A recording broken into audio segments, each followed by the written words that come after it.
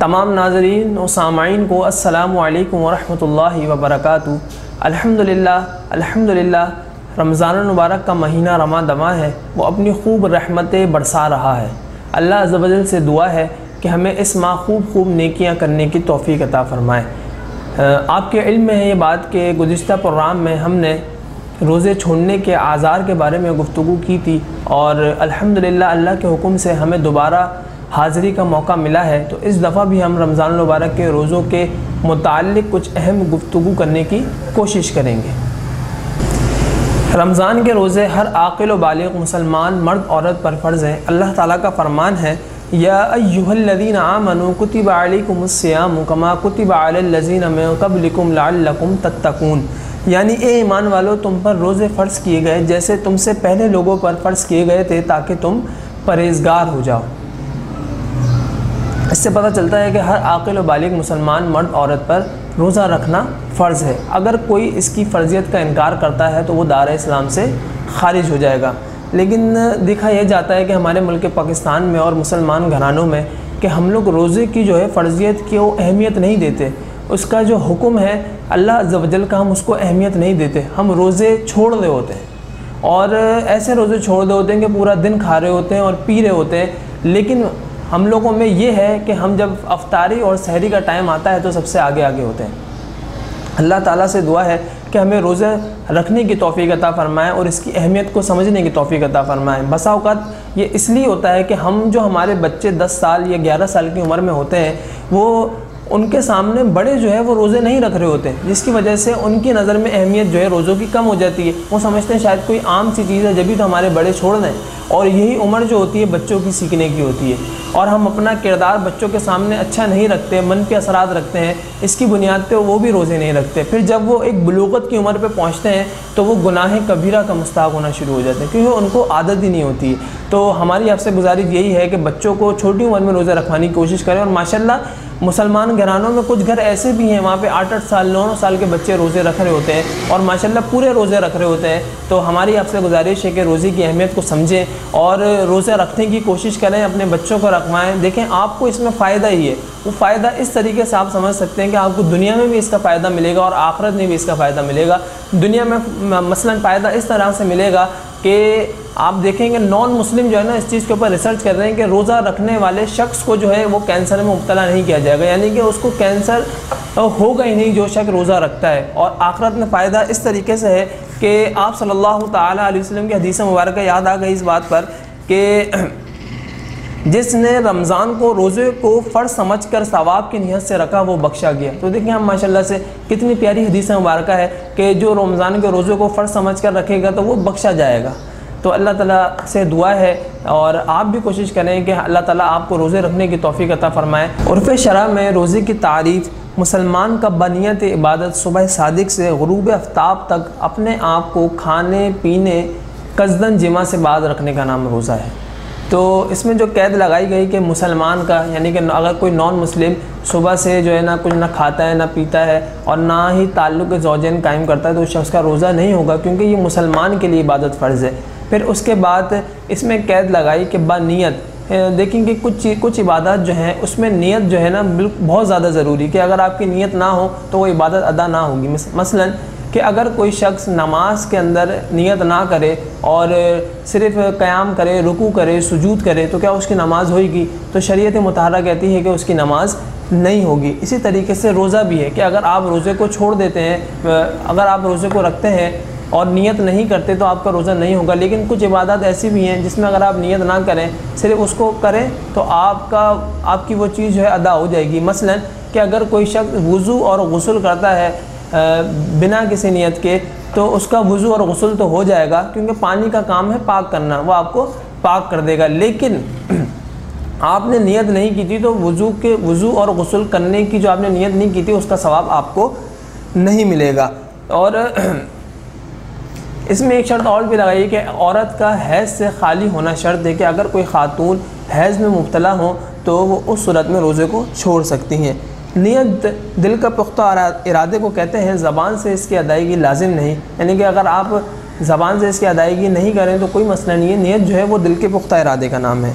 अब नियत का जो वक्त है कि अदाए रमज़ान और नज़र मुअय्यन और नफिल के रोज़ों के लिए नियत का वक्त गुरूब आफ्ताब से दाहवा कुबरा तक है। यानी कि अगर रमज़ान के रोज़े हों और नफली रोज़े हों, नज़र के रोज़े हों, मन्नत के रोज़े हों, तो उनका वक्त यही है कि गुरूब आफ्ताब से दाहवा कुबरा तक, यानी कि इस दौरान में कभी भी आप नियत कर सकते हैं, आपका रोज़ा हो जाएगा। मसलन जो मगरिब के बाद से वक्त शुरू होता है तो अगले दिन दाहवा कुबरा तक कहलाता है। लेकिन अगर कोई दिन में नियत करता है तो दो एहतियातें लाजिम आएंगी कि सुबह सादिक से रोज़े की नियत हो और रोज़ा याद रहते हुए रोज़े के ख़िलाफ़ कोई अमल ना किया हो। मसलन कि सुबह सादिक यानी कि आप मसलन अगर किसी शख्स की 8 बजे आँख खुलती है और उसकी रोज़े की नियत की रात से, तो अगर सुबह 8 बजे आँख खुलती है, सहरी वगैरह नहीं करता, तो उसको यही नियत रखनी पड़ेगी कि मैं सुबह सादिक से रोज़े में हूँ। और अगर इस तरह से कोई अमल ना करे, मिसलन कि अगर किसी शख्स की 9 बजे आँख खुलती है और वो कहता है कि भाई अभी तो दाहवा कुबरा से पहले नियत कर सकते हैं, तो वो उठकर कोई पानी वगैरह पी लेता है। अगर कोई पानी वगैरह पी लेता है और कहता है कि भाई चलो अब मेरी नियत है, तो उसकी नियत को काबिल कबूल नहीं किया जाएगा, क्योंकि ये नियत काबिल कबूल नहीं, वो उसको चाहिए था भूखा प्यासा रहता, वो उसकी नियत कायम मुकाम होता। और अगर इस तरह से हुआ कि अगर कोई शख्स जो है उसकी रात में नियत थी कि मैं रोज़ा रखूँगा, लेकिन सहरी वगैरह में आँख नहीं खुली, फिर वो जब उसकी आँख खुलती है और वो भूल कर जो है कुछ खा पी लेता है, फिर एकदम से उसको याद आता है कि भाई आज तो रोज़ा रखना था, तो इस सूरत में उसका रोज़ा नहीं टूटेगा, उसे चाहिए वो अपने रोज़े को पूरा करें। क्योंकि प्यारे आका दो जहाँ हज़रत मोहम्मद मुस्तफ़ा सल्लल्लाहु अलैहि वसल्लम फरमाते हैं कि कोई शख्स भूल कर रोज़े की हालत में खा पी ले तो उसे चाहिए कि अपने रोज़े को पूरा करे, क्योंकि उसको अल्लाह अज़्ज़ा वजल ने खिलाया और पिलाया है। तो ये सूरत जो है भूलने में आएगी, क्योंकि उस शख्स ने भूल कर खाया पिया।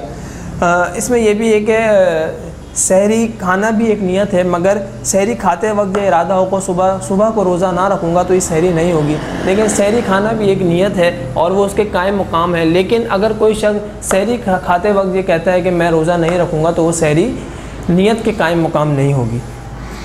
और हर रोज़े के लिए अलग अलग नियत दरकार है। कोई इस तरह से नहीं कर सकते कि अगर कोई शख्स पहले रमज़ान को कहे मेरी 30 रोज़े की नियत हो गई, तो वो काबिल कबूल नहीं। हर रोज़े के लिए अलग अलग नियत दरकार है।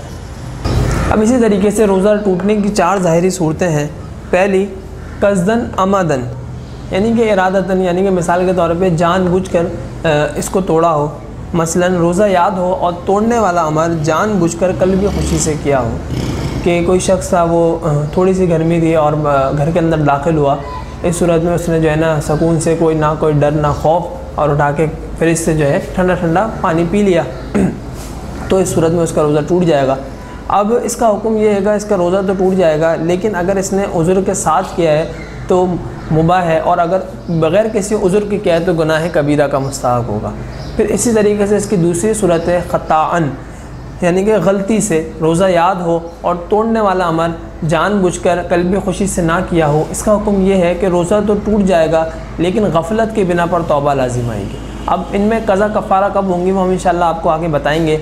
मसलन इसकी ये मिसाल ले लें कि अगर कोई शख्स वज़ू कर रहा था और वज़ू के दौरान मुँह में उसने कुल्ली करी, और कुल्ली करने के लिए पानी जब हलक में लिया तो पीछे से उसको कहीं से धक्का लग गया, तो इस सूरत में उसके पानी जो है हलक के अंदर उतर गया। जब हलक के अंदर उतर गई कोई चीज़ तो आपको रोज़े को ख़त्म कर देती है, लेकिन गलती से हुआ, कल्बी खुशी नहीं थी, तो गफलत की बिना पर तौबा लाजिम आएगी कि उसके बाद उसको कज़ा करनी पड़ेगी। फिर इसी तरीके से तीसरी सूरत भूल कर, यानी कि किसी शख्स को रोज़ा याद ना था लेकिन तोड़ने वाला अमल जानबूझकर कल्बी खुशी से किया, तो इस सूरत में उसका रोज़ा नहीं टूटेगा, क्योंकि इसकी दलील ये है कि आप सल्लल्लाहु अलैहि वसल्लम ने फरमाया कि किसी शख्स ने किसी रोज़ेदार ने भूल कर खाया पिया तो उसे चाहिए कि अपने रोज़े को पूरा करे, क्योंकि उसे अल्लाह अज़्ज़ा वजल ने खिलाया और पिलाया है। आपको ये तो याद ही होगी बात कि अगर कोई शख्स जो है रोज़े की हालत में भूल कर खा पी लेता है तो उसके रोज़े को नहीं ख़त्म करता और रोज़ा उसका बरकरार रहता है। और आपको मैंने हदीस मुबारक भी दलील के तौर पर बता दी। चौथी सूरत मैंने बयान की कि इकराहन, कि अगर जब कोई कत्ल तल्फ उज़ या ज़वाल इज़्ज़त की सही धमकी दे, मसलन कि आप खड़े हुए थे, कोई शख्स आया शरारती किस्म का, उसने आपके सर पर गन लगी और कहा कि अगर आप रोज़े को नहीं तोड़ते तो मैं आपको जान से मार दूँगा, और आपको पता है कि ये जो शख्स कह रहा है और ऐसा कर भी गुजरेगा, तो इस सूरत में आप रोज़े को तोड़ सकते हैं। शरीयत मुताहरा आपको इजाज़त देती है कि आप रोज़े को तोड़ सकते हैं, लेकिन कल्बी खुशी ना थी तो सिर्फ़ कज़ा लाजिम आएगी और उसे बाद में कज़ा रखनी पड़ेगी। अल्हम्दुलिल्लाह अल्लाह ताला से उम्मीद है कि हमने आपको रोज़े के मसाइल समझाने की कोशिश की। अल्लाह ताला से उम्मीद है कि आपको भी समझ आया होगा और हमने भी जितनी कोशिश हो सकती थी हमने की। अल्लाह ताला आपका समझना और हमारा समझाना कबूल फरमाए। इंशाअल्लाह दोबारा हाज़िरी होगी, जब तक के लिए इजाज़त दीजिए ईमान टीवी की जानिब से मुझे और हमारी टीम को। अस्सलामुअलैकुम वरहमतुल्लाहि वबरकातुह।